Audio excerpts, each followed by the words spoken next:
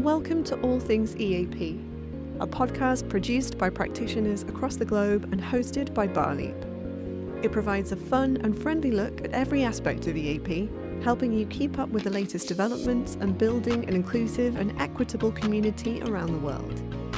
Following the Barleap values, we hope to be collaborative, professional, developmental, and inclusive. Each episode will dive into an aspect of EAP with discussions, reflections, and insights from practitioners in different contexts. Whoever and wherever you are, we hope you find this podcast informative and insightful.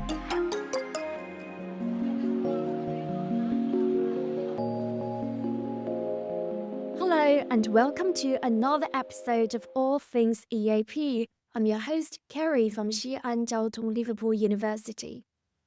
Have you ever heard of translanguaging? Well, it's just more than just a buzzword in linguistics. In this episode, I'm going to unravel the myth around translanguaging with my co-host Paul Breen from UCL Center for Languages and International Education. We are very lucky to have a conversation with Professor Li Wei, a prominent linguist and academic at University College London, and the director and dean of the UCL Institute of Education. He is known for his work in bilingualism, multilingualism, translanguaging, intercultural communication, and related areas.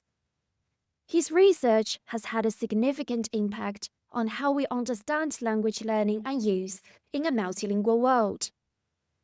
We also have another guest joining us in today's episode, Lu, Kitty, a PhD student from the University of Roehampton, brings us a different perspective on translanguaging as a budding researcher.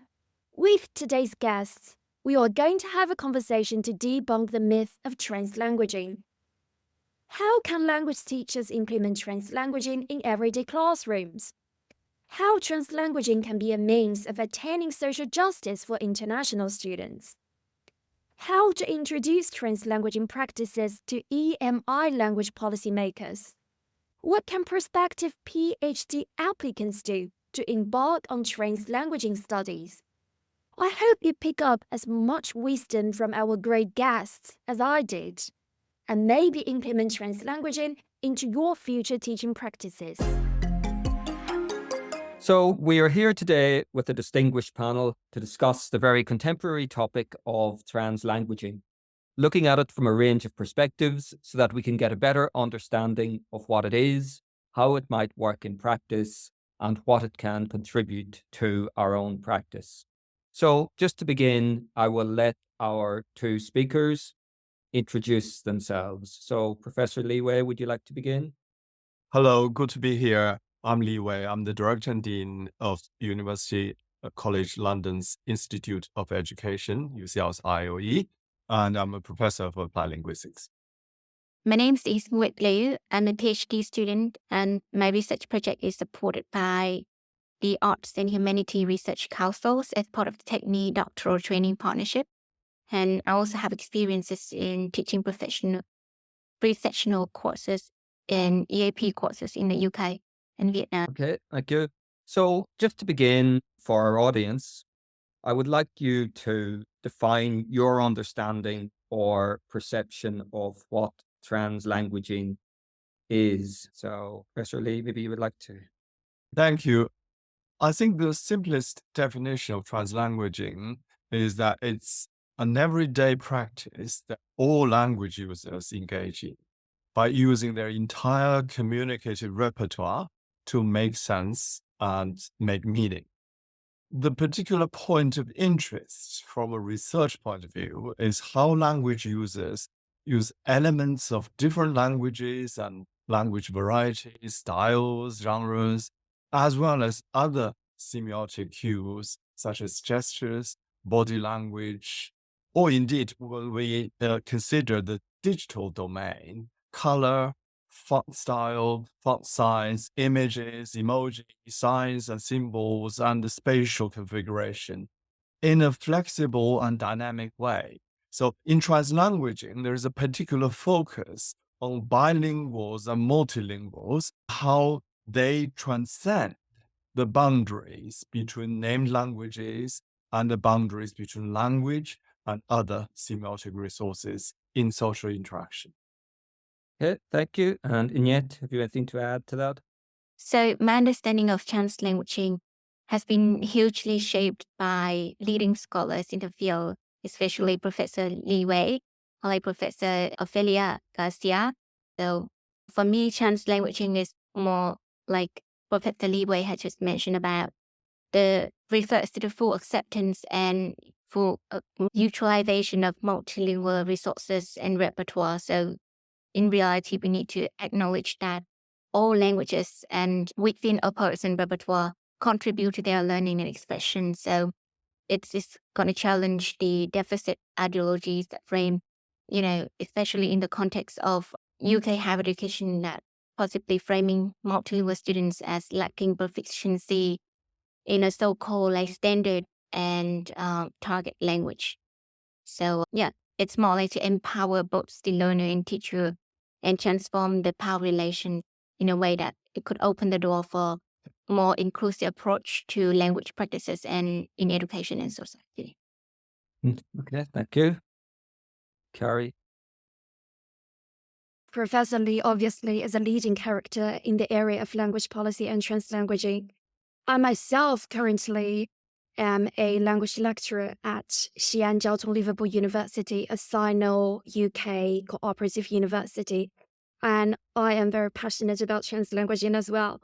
So my question will be asked from a more practical and pedagogical perspective. That is, as an EAP language lecturer, how can I apply translanguaging in my everyday classroom? So the idea of translanguaging did indeed come from an educational context. It's useful to outline that context a little bit. It came from the Welsh revitalization programs, where the school policy on medium of instruction was Welsh. But we all know there's no Welsh monolingual. So the learners and indeed the teachers were all bilingual in Welsh and English, and many know other languages as well. So the so-called pedagogical translanguaging was to use Welsh and English interchangeably for input and output. Ken Williams, a very experienced language teacher and teacher educator in Wales, who was the first one to coin the term translanguaging, he regarded translanguaging as a way of maximizing the bilingual potential of the learners, even though it may be against the school's language of instruction policy. Now, it's really important to remind ourselves that the so-called pedagogical translanguaging was never meant to be a language teaching method. It grew out of a Welsh medium of instruction context and was very much for content-based teaching to learners who are bilingual. Now, in China, there is education of bilingual learners from ethnic minority backgrounds, where translanguaging as a pedagogical principle would be very appropriate. But I think you may be more interested in, or you're thinking more of foreign language education, such as learning English as a foreign language. Now, in second and foreign language learning, it's been a long been a debate on the role of languages one has already learned or known. Do you take it only as a barrier and cause of errors, or do you make positive use of the knowledge one already has of other languages and the experience of learning and using other languages in the learning of new languages, learning to use new languages? So to me, the answer is pretty straightforward when you think about it, but there's been a huge amount of myth and ideological tension around the role of second language learning. So you asked about the practical implications for translanguaging. Now, the reality, of course, is no one can get rid of, absolutely no one can get rid of their first language when they are learning a second or foreign language. We can't force learners to forget their mother tongue. It really is as simple as that. So any teaching methods in second or foreign language learning must try to make positive use of the learner's knowledge of their own words. And translanguaging seems to be a pretty straightforward and practical way for that. Thank you so much for your explanations and detailed answers, Professor Li. What about you, Katie? Yeah, I think I totally agree with Professor Li Wei, and I'd like to add it because my particular research is about exploring multilingual student resources in the context of UK higher education with a special focus on authorial voice. So I believe that the practical enactment of translanguaging in the classroom, it's totally start with the positive view of the multilingual students, involvement of first language in their meaning-making processes. So this only starts when the teacher start moving away from focusing on that standard language, like, for example, in the case of UK higher education, which is English academic writing, for example, like the teacher should starting with engaging with the full linguistic repertoire that the student brings to the table. So we all realize that we possibly have realized that the instruction, for example, like international students or multilingual students often came to the UK are often instructed to take like academic writing courses with full of instructions like rules of do's and don'ts, which are often very one-directional and restrict multilingual students using their linguistic repertoires. And so I believe that the attempts should be made to understand like two way of the discussion where the teachers start learning about the complexity of multilingual student academic literacy, where it's like the fluid negotiation of their experiences, linguistic experiences, personal experiences. It's like realizing that all are deeply intertwined, regardless when and how they are acquired. Yeah, thank you for that. And I think just that idea of things being intertwined. My next question is based around two areas that I think are very much intertwined in my own practice. And that's kind of the fight for social justice, not just in education, but in the wider world. And also the making of our British universities and our Western universities more inclusive spaces for students. And I think you've both alluded to that. So do you think that translanguaging can be a means of attaining social justice for students of another language background, particularly in the East Asian context? That's a really good question. I know there's been all sorts of claims and debates around the power of translanguaging. Personally, I do absolutely see it as a socially just and inclusive pedagogical philosophy where all languages are valued and all knowledge that is acquired through different languages is valued. Can you imagine anyone telling a deaf student that they can't use or they mustn't use sign language and can only learn in English?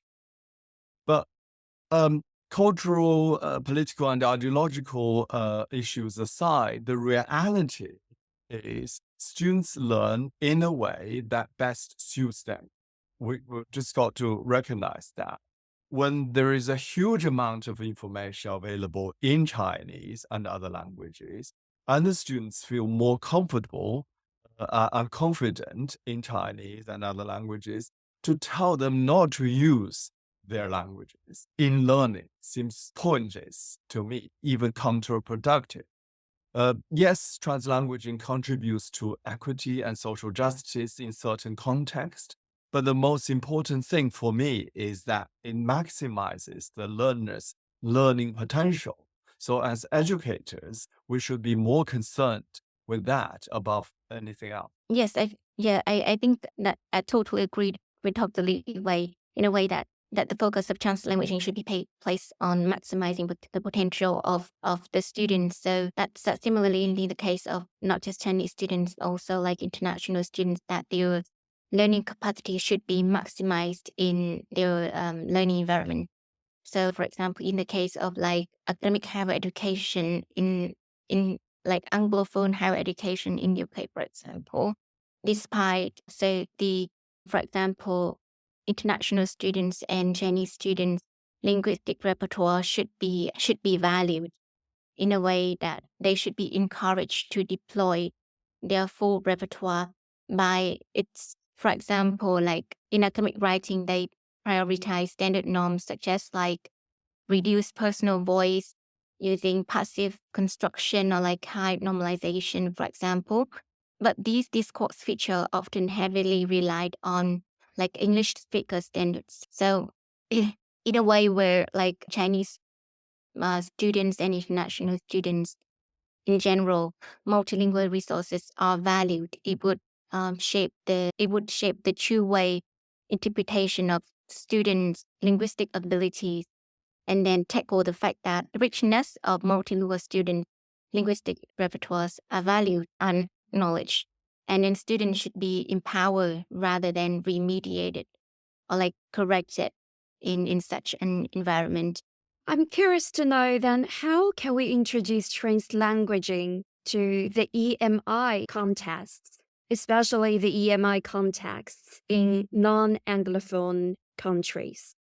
Because a lot of EMI policymakers nowadays still endorse the monolingual English-only language ideology. You're absolutely right. EMI is a policy, it's an ideology, and a hugely commercialized one too. Anyone who set foot in an EMI classroom can tell you there is hardly ever an English-only EMI class. The learners translanguage in their own mind, even if they are forced to talk or write in English only. So translanguaging is the reality in EMI context, especially. So we're better off talking about medium of learning rather than medium of instruction. The learners learn through translanguaging, and translanguaging can enhance learning. So when you say, there is all sorts of debate and concerns and even taboo around translanguaging in EMI context, that is because of the monolingual linguistic purism ideology. So mustn't mix languages, must keep one language at a time. These ideologies are not at all concerned with the students' learning. It's for political and commercial reasons. We've got to change the narrative, we've got to change the discourse, and really focus on best ways to maximize the learner's potential. Thank you. And what do you think, Yet? Yeah, I totally agree with Professor Li Wei in that way, because it's more important to understand the medium of learning in a way to understand, for example, the students' linguistic choices and their motivations to use such linguistic choices to avoid the one-way interpretation of their linguistic abilities. So the focus should be like how they use their linguistic resources to achieve their learning purposes, and instead of like language instruction, as in the case of EM. Yeah. Thank you. I really like the point mentioned by you that the medium of learning is different from the medium of instruction, and the use of their existing linguistic repertoire is inevitable in their learning process. Thank you. So yeah, I was actually just following up from this. I was going to say that so far this has been an education for me as well. The next question actually relates to education, because one of the things that I notice in my work for UCL is an increase in doctoral or master's students exploring issues connected to translanguaging. So what advice would you give to anyone embarking on such studies, and what are the areas that are under-researched at the moment? Yeah. So my honest advice would be don't do it because it's trendy. I know people, especially students, see the huge amount of publications that carry the term translanguaging, and they think, oh, I must use that term too, without trying to understand what it really is about. I think that's the wrong approach. Students need to really understand the context in which the concept originated, how it has developed over the years, what it's aiming to achieve. So translanguage is not simply used in the education of bilingual learners. That's where it started, and its main domain or context to which the term is being used. But translanguaging is also used as an analytical perspective in digital communication, for example, in linguistic landscape work, in language and cognition, and many other fields. So I think, there are so many really interesting topics emerging from various parts of a language communication research that adopt a trans perspective, as we call it. So try to have a good understanding of the different issues researchers are aiming to deal with the concept of translanguaging and other related concepts, and also try to understand some of these newer and associated concepts like translanguaging space, translanguaging moment, co-learning, transmodalities, transpositioning is something that I'm developing with colleagues right now. They should be very useful in generating some new ideas for research and expand the field of inquiry, as it were, beyond education. Yeah, thank you. Yeah. That's very useful advice, particular for me as well, because I'm a doctoral student as well and exploring issues connected to translanguaging. So yeah, for me, it is a very huge terms and with a lot of things left to explore. And for me as well to understand the term, it take a very long time to really understand the concept and relevant issues. And the more that I delve into the topic, I realized that there are a lot of issues that remain under research. Why that include, for example, like how the student navigate and integrate tools like their linguistic repertoires, cultural knowledge, personal experiences alongside with the writing conventions in the environment they're writing in. So basically, in more details, in like how to understand more nuanced, more like two-way approach that empower and enable the student to fully utilize the linguistic repertoire resources of themselves. I think it could be also topics, different topics for further research as well. Okay, thank you. And now just one last question for me, and I mean just a quick answer is okay. But I mean, in English for academic purposes at the moment, we are really trying to come to terms with and meet the challenges of generative AI. So in the area of translanguaging, what impact do you think this might have, and how can it be harnessed in a positive way? Perfect question, and really big and significant one. The idea of translanguaging embraces the concept of multimodalities. We also talk about transmodalities, in fact. So there is a line of research that looks at how people integrate digital and AI in the process of learning from these perspectives, multi and transmodal perspectives, and the IOA is very famous for that.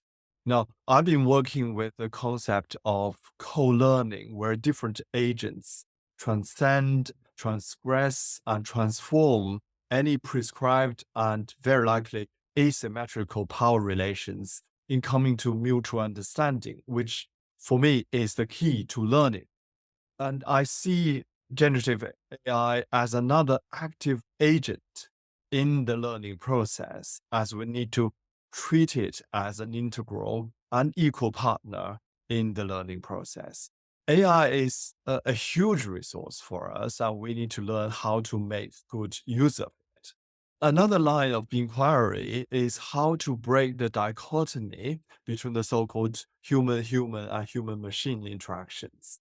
In the post-human digital era, machines are becoming more human-like, more intelligent, and engagement with generative AI and other learning technologies is already having a huge impact on the way we interact with and learn from other humans. So we need a new model that transcends the boundaries between human and human-machine interaction. And that's very much in the spirit of translanguaging.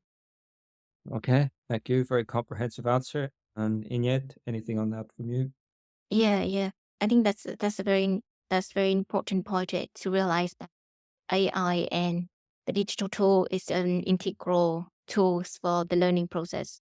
And I just wanted to add that it's not just for the student, but also for the teachers as well, in the term of, having positive use of student linguistic resources. So basically they can use AI as to learn more about and to understand more about student language choices and support them.